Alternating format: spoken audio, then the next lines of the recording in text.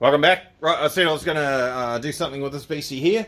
This D22 Navara 4-wheel drive manual V8 VK45. It's been going pretty good. Pretty good, eh, Mr. Christopher? Yes, pretty good, pretty good. Has had a clutch issue a while back. Mr. Skiddy's here. He didn't tell me, but I know. No. I'm going to bust him right on camera. Apparently Skiddy's in a paddock or something. I don't know. But it doesn't matter, whatever we all do, what we do with our cars. So apart from that, it's been running really good. After the clutch was changed in it, there was a bit of a hiccup with a crank angle sensor. It didn't seem to want to line up properly and work properly. Repositioned that. Seemed to be okay. Then it started apparently causing issues again. So it's back here to have a look and see what the hell's going on with it. So before we got too carried away, it was literally sitting half in the driveway. Bit of a touchy, feely, bit of foreplay on the wire on the old crank angle sensor, and lo and behold, that's actually the problem there. It's nothing to do with anything else. It's the wire that's potentially is actually original factory wiring.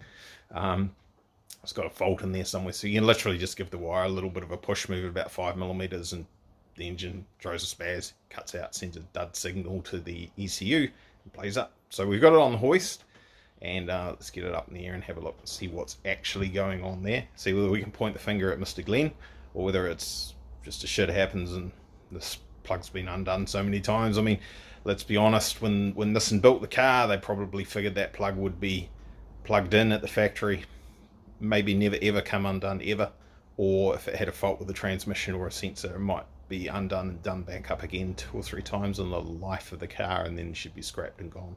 This poor old girl, that plug's been undone, I don't know how many times, a lot more than that. So let's have a look and see what's going on.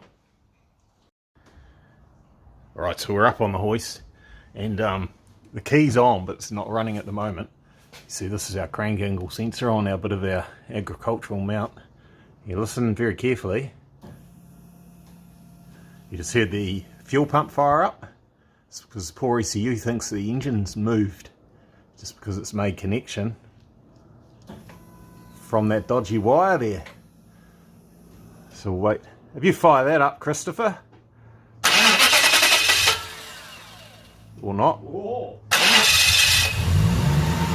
That's more like it. It's idling away relatively nicely. You heard a misfire then. Another one there. So the sensor itself is staying rock steady, not moving at all. So we've got a fault in this wire here somewhere. It is causing all our problems. So I'll take that apart and see what's going on. Turn her off, boss. Bloody beauty, mate. Bloody beauty. Alright, so the first bit of insulation's been undone, pulled back. That's the stuff that I've put on there, and you can see that end there. She's pretty clean. We just took a little bit of tape off the end, and this is the original factory insulation tape before the plug. Sorry about the focus, I'm trying. There we go. That's pretty good there, isn't it? So somewhere in there is our problem. Not seeing anything that's all that obvious right now, but there's an issue in here. We'll see if we can figure it out. I'm pleased it's nothing I've done. This is original factory stuff. It's yeah, it's not like I've done a dodgy solder joint. Not this time anyway. Alright, so this is we can test this with a multimeter and all that sort of carry on, but this is just as easy as anything. So as you can hear, engine's running. Got all this insulation all pulled back from the general area. You can have a bit of a play with each individual wire. So we got the old red one here, that's okay. Got the blue wire. That is also okay. Now, I don't want to start anything with this, because this has got some other colours on it as well, but you can clearly see which wire it is that's causing the problems. And yeah, so I I can't say anything, can I, really? But it's that last wire that I touched that gave a wriggle. It's clearly that particular wire or pin is having the trouble. So yeah, I'll sort that out. We'll shorten all these wires up. Actually, I'll have a look in my box of things. I might have some new pins to actually re-terminate all that and get rid of the length of the excess wire, and that should solve the problem.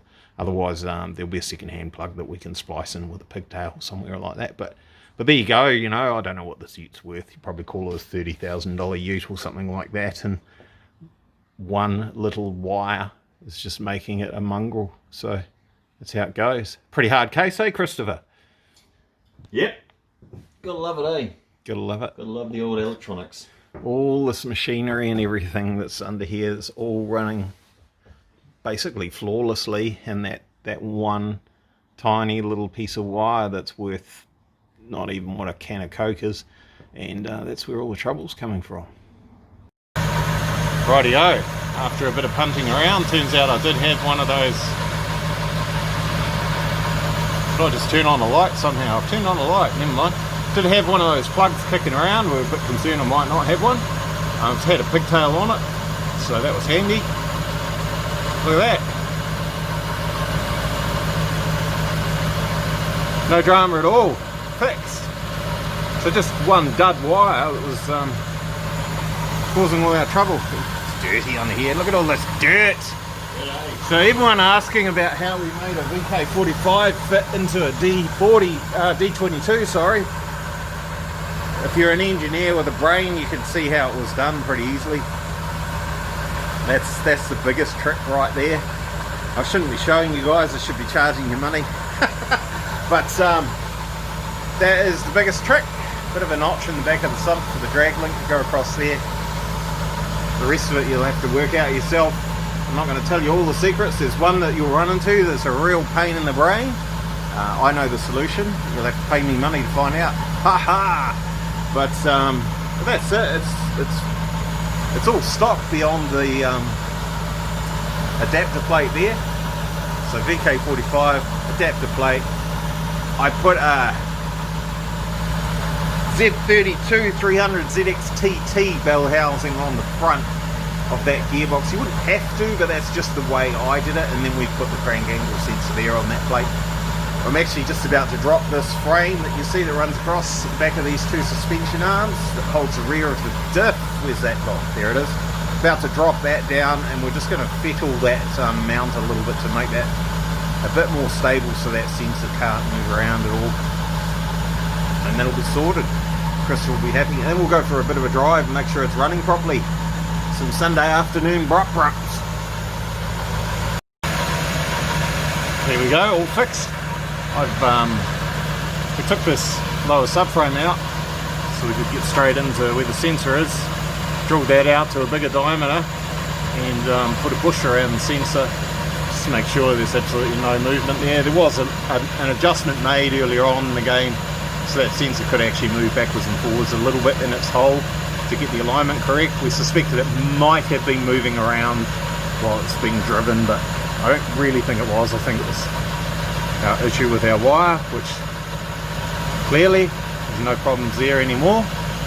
So now I'm going to do a trigger scope capture and make sure everything's good. Then we'll go for a drive and see if there's any adjustments need to be made on sensitivity, etc. Okay, so we got the ute sitting in the doorway here so we don't get fumed out with carbon monoxide, and we're going to do a trigger scope. We're going to capture the patterns from the triggers on the cam and crank angle sensors, etc. So we go down there in ECU controls and we go into trigger scope, and then we go, this is one that we did earlier on, actually don't worry about that, we go capture. And there you go, you can see it's refreshed. That's what we've got right now. That's what's just literally just happened right in front of our face. You set that a little bit wider. Look at that. We can go through, you can see each and every tooth on the crank angle sensor and see that everything's good. You see the bigger gap there? That's the missing tooth on the crank wheel as it goes around. So I think the I can't remember, 36-2 or something like that they call it, something like that anyway. But we can see that we've got a pretty healthy sort of pattern going on here. None of them are missing. The engine's running really nicely. It's all looking pretty good. So we'll run that a little bit higher RPM, just to see that it's capturing it at higher RPM. Then we'll go for a drive, put some load on it and all that sort of carry on. If you're going to have problems, they usually show up with higher load on it. It's same as any ignition system, going right back to points and distributor and all that sort of carry on. They'll tend to misfire at higher loads more than they do at lower loads. Rightio, let's have a look at a couple of things and we'll go for a drive. So we're out and about, test driving, very low speeds. We've got the traffic here in front of us. We just saw something that was just like unexplainable just before on our way for our little test drive. So there's a roundabout here in front of us, and over on the other side of the road, on the intersection there, doesn't appear to be any damage to the barrier. There's a car upside down on the grass. That's a good effort there, eh? That is a bloody good effort. Look at that. Oh, he's come from here. Oh, we're going to have a look at that, Christopher. Come back and we'll park here somewhere. This is Hamilton drivers, man. They are freaking awesome. Rightio. So we've got to try not to get run over. He's come from here at 1,000,000 miles an hour. Clearly has lost it through here. This is a solid effort by an absolute tool of a person. Cleared this.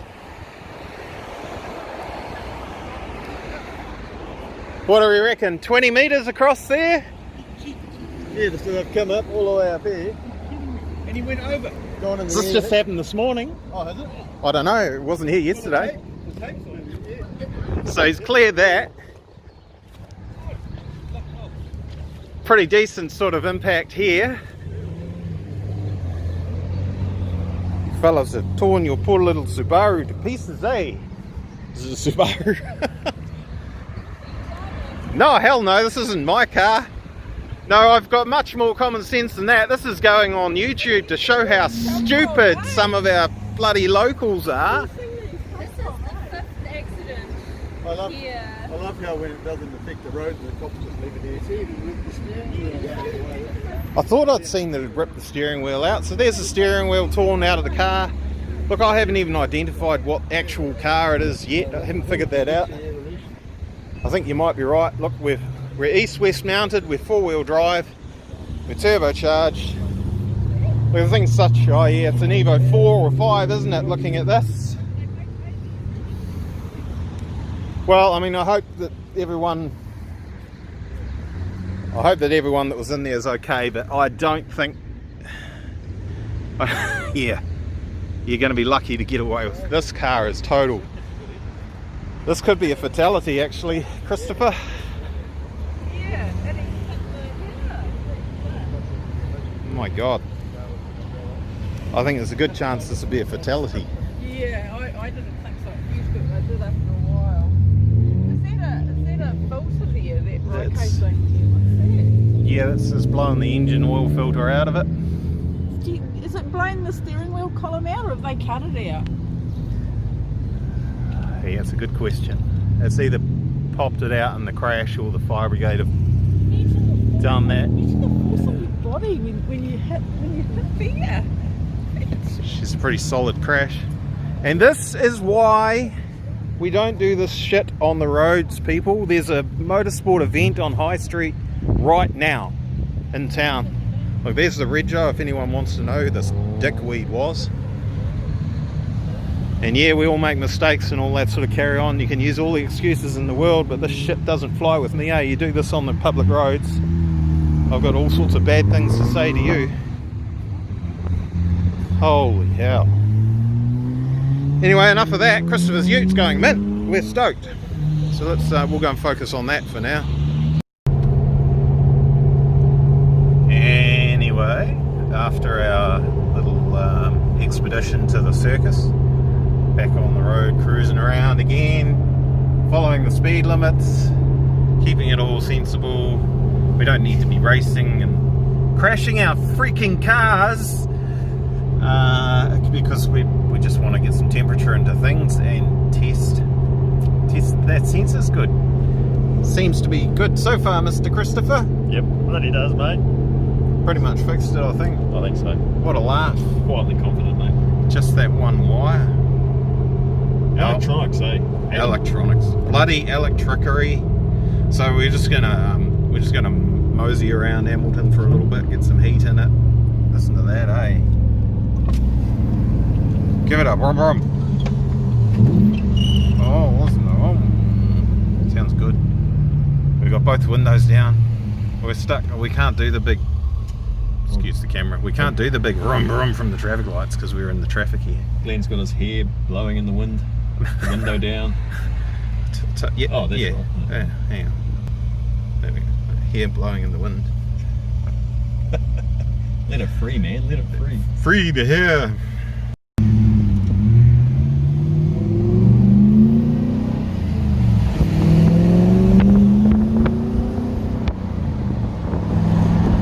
Can't complain about that noise, eh? It's beautiful.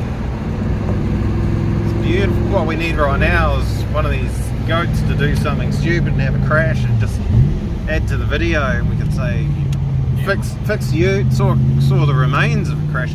So apparently there's 3 people in hospital from that. Yeah. As you see,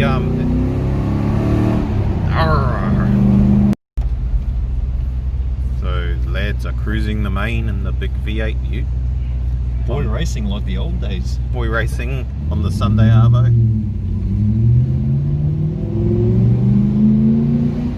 Oh, it sounds good though, eh? There we are. Look at that. It's not bad, eh? Oh, we'll put that there. Nah, it's We're going to have to chop this Ranger. it used to play up when it starts heating up through town, so it's a good test for it. Seems pretty good now. Go, get him. Chop him at the next lights. No. I think it's all 40 k's an hour all the way through Victoria Street, so there's not much chopping going on.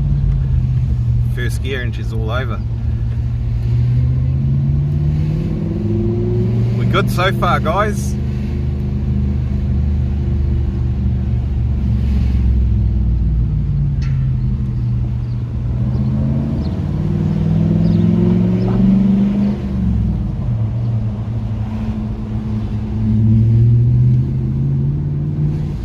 Oh look, it's on.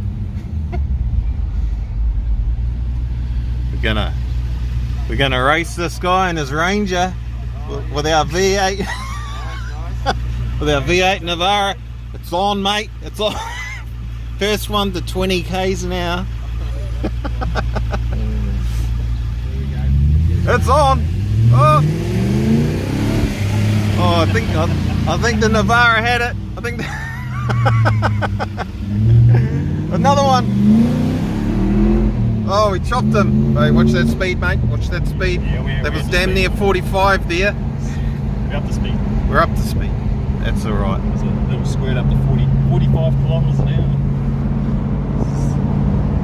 This is the main street of Hamilton for all those out of town. Little bit of a laugh.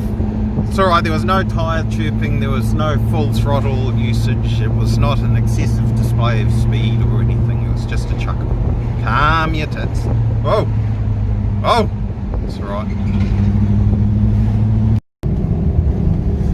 So that's us, we've done, well, it's just about an hour, we've been out driving around I suppose, something like that, and you know, she's going beauty. This is the trajectory of the previous moron who managed to ride off his little Mitsubishi Evo. He's obviously come along here at great speed and basically a straight line at this corner looking at it from here. He's barely turned at all and shot straight through these 2 lampposts directly in front of us here. Oh, next one along, sorry, through there. And away he goes. Thankfully he's not hurt anyone else other than his passengers, who will probably not like that guy anymore, or person, woman, whatever. So we'll get her back to the garage, have a quick look at everything. That's it, we're done. Right, cheers for watching. Cheers, bye. Oh, Christopher will say bye. Bloody good. It's fixed, mate. It's fixed. It's bloody fixed. Bloody better be fixed, mate. Watch out in the corner. She's fixed. Jeez, bloody, It's good. Oh, we have another bloody crash. Watch out for these cars behind me. There's cars everywhere. It's a prick of a corner, eh? That's a horrible corner. Anyway, all good. Right, cheers guys. Bye.